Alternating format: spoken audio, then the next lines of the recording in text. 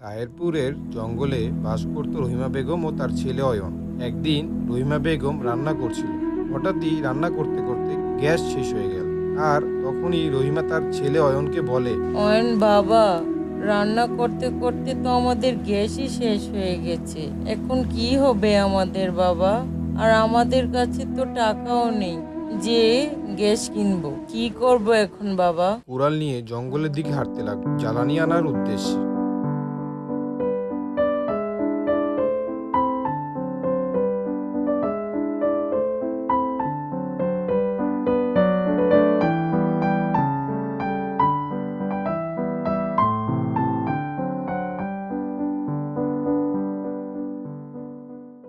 আর জঙ্গলে গিয়ে রহিমা একটি গাছ দেখতে পায়।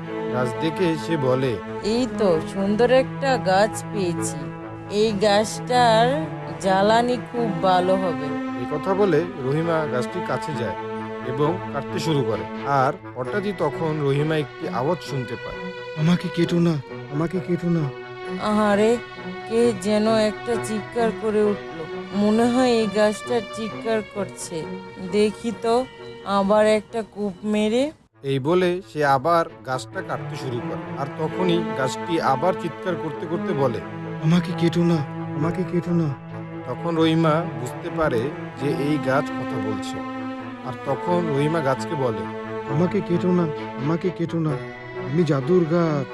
আচ্ছা বলো তো, তুমি আমার জন্য কি করতে পারবে? এই নাও এক বস্তা টাকা। এই টাকা দিয়ে তুমি যা চাবে তাই করতে পারবে। তোমাকে অনেক অনেক ধন্যবাদ। এখন তাহলে আমি যাই। বলে রহিমা টাকার বস্তা নিয়ে বাড়ির দিকে রওনা দেয়।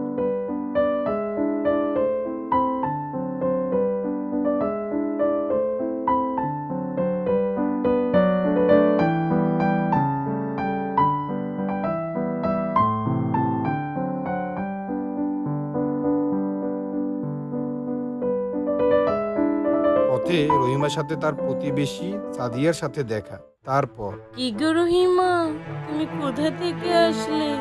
আর তোমার হাতে এটা কিসের বস্তা? এই তো একটু জঙ্গল দিকে গিয়েছিলাম। আর এটা হলো একটা চালের বস্তা।